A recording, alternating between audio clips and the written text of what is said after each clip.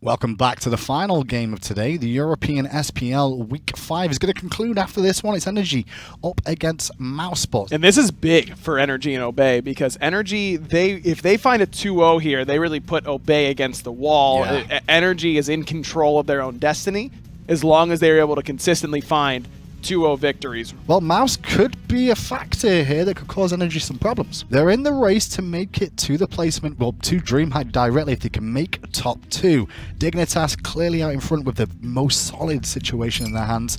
Whether they're 1 or 2 is still an open debate, but NRG have the shot to solidify themselves by just winning the rest of their games. But they need to 2-0 the rest of their games. It's not just winning the sets, it's the margin of victory is important here. Right. This is critical that NRG win both. As we get into game, it's Finch and Taco standing by to bring you this NRG versus Mouse. Thanks, Hindu. Thanks, Aggro. NRG up against Mouse. Game 1, a game NRG very, very much need to win. Not full-on committed to the Gold Fury at all. They're trying to force the hand of Mouse to overcommit just a bit, but Maniac blinks into the backside. Stygian Torment gets responded by the Whirlwind of Rage and Steel. Maniac being blown up quite quickly, able to jump away, but Frostiak is going to punish with the last breath. Mouse will have a slight advantage here, but it's NRG who are still looking to pull this Gold Fury. That's nuts, isn't it? NRG just lost a member essentially for free. Still go for it, and Mouse Sports steal the Gold Fury away. Of course they do. NRG may be biting off more they can chew, and we have a tie game at 25.5 minutes. Pyromancer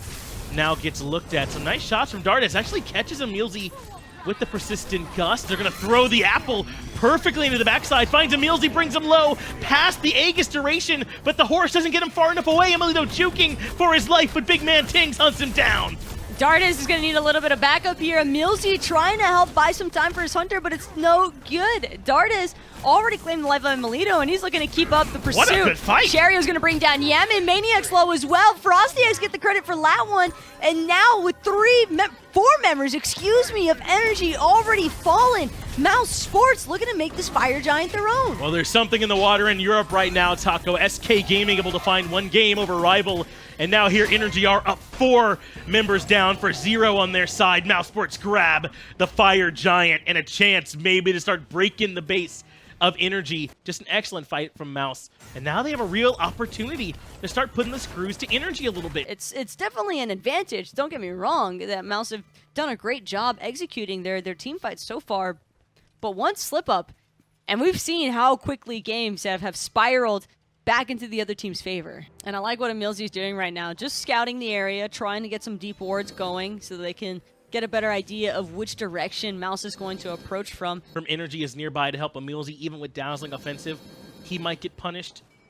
But look at this. Mouse Sports, yes, they grabbed the tier 2 towers, but they weren't able to do much else on the back end of that Fire Giant buff. Now, 40 seconds till it respawns. NRG should be able to come out and play defense around the Fire Giant if they like their fight there.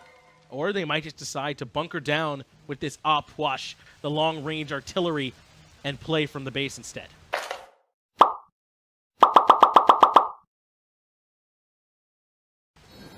Yamin and Bimentings both have a lot of space control in their god kits, but it's in different ways. What is this?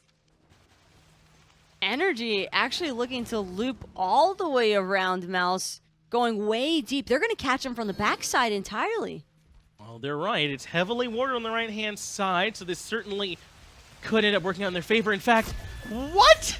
They have Mouse no are going to idea. have no idea. How could they? There's no way. They're just expecting There's no NRG to chance. not be contesting this. Taco, there's no chance that this could work, right? Blink in on the backside from Maniac. Stygian Torment hits everybody. Yamin drops a huge ultimate on the backside as well already. NRG bring down the house. Fire Giant coming in as well. The loop around should never have worked. There's no way. But NRG Esports get it done. It does come at a price, however. Melito will end up falling here for NRG, but I don't think they seem to care about it in the slightest. Adapting, still looking to chase down Cheerio. Cheerio's running for his life inside of his T1 tower, but Finch, 4 men strong with the Fire Giant. That's a worth if you ask me. Oh, it absolutely is. You've got to be kidding me with this NRG squad, man. This is just the kind of stuff that they do on a regular basis. Mouse Sports put an absurd amount of wards on the right-hand side. It's overkill.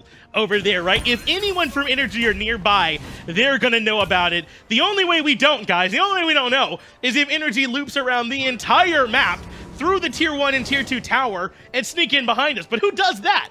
NRG do. But I mean, Taco, I mean, it was perfectly timed, perfectly positioned and executed. The waves had met in the middle lane already, so they weren't going to be revealed on minions as they crossed through the mid lane tower too. Just a perfect play. And now they'd like to have him for their Phoenix defense. Even with the Fire Giant, it's Mouse with the 5v4 advantage, so they could be the ones pushing in. Cage comes down, Emilzy absorbs the apple. That keeps things healthy for the team. They pull in two with Stitching and Torment, but Strife is great from Tings to bring Emilzy and Maniac low. Maniac a little bit too low, has to jump away on the right-hand side, gets away from Dardes, but the mid lane Phoenix will pay the price. Sonic Boom, though, rips through the fight, and Adapting wants to keep things going. Dardes looking to lead the charge here onto Adapting, and you gotta keep in mind the rest of NRG is still looking to collapse onto Mouseforge. They're being pincered right now between Adapting and their entire team. And now Adapting can re-engage. Maniac finds Big Man Tings, Tyrio drops, Frostiak has nowhere to go. Adapting may fall to the crits from Dardes, but Yemen finds himself a double kill. Emilito still alive, and that should be all they need. Nika's gonna try and trade his life out for Emilito in the back end. No, he can't find it. And NRG can start pushing down the middle lane. Nika's only hope right now is to pray that there won't be enough time here for NRG to try and close out without a creep wave. There are fire minions, but Emil, he's able to lifesteal a little bit off of them. That's going to keep him away from kill threshold. Nika's clutches. He still has relics too, though. This is taking a while, though, to burn this Phoenix, but NRG don't really seem to care, Finch. They're looking for the game in. They should go for it. They absolutely should. Emilito still has Aegis and Beads. They drop down the Crypts to try and control them. Nika has Whirlwind of Rage and Steel to pull 3 away, but Emilito, undeterred on the backhand side, is free to rein in the damage. Emilzy finds the Deicide. NRG Esports with the Fire Giant wraparound take the game over Mouse. Talk about a turnaround, though, Finch. That one Fire Giant play, whoever was the shot call from NRG that made that decision, kudos to you, because that was incredible. Man, it's my job to have words for this, and I don't know that I do, Taco. What a play from NRG. It's just, it's what you expect. It's what put them on the top in Season 2 and 3, is plays like that. We do not see that very often. An excellent call from them that works out perfectly. Let's get it back over to their desk, though, to hear their thoughts on that great game. Hear my thoughts? I'll tell you what, NRG, that was a World Championship play, aggro. Insane. Just absurd. I mean, NRG, what always made them so scary is that they were better than you at the little things, and they were also more creative than you. This is NRG just understanding Smite at a deeper level and just being better. I mean, this is the play. This is unreal. So with this, Mouse had rotated all the way, put deep wards down, had full vision of everything. So what they do is they rotate between tier 1 and tier 2, making sure the minion wave's not coming through at the same time. There is a gap where you can't be seen there. They flank all the way around the back and then get the dream scenario. Look, I mean, the positioning there from Mouse, they've all got their backs turned. They're waiting for NRG to come in. I mean, that is, you want to talk about cluttered comms in moments where you don't know what's happening? Yeah. It's whoever is the first one to get hit by Stitching and Torment going, what is happening? Like, oh no! Help, help, help. And everyone starts yelling, and you don't know where anyone is. You don't have ward coverage on that side.